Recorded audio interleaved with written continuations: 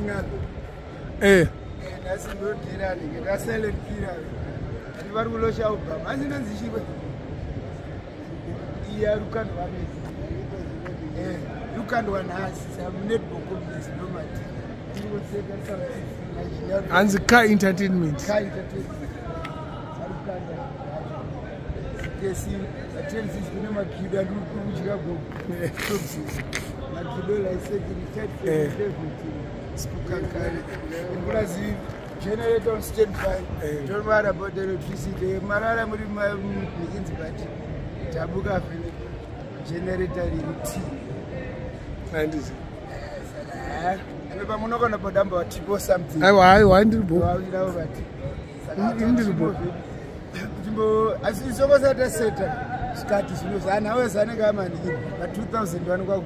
I said, I'm a 2K. I'm a 2K. Like a bomb. You bomb that.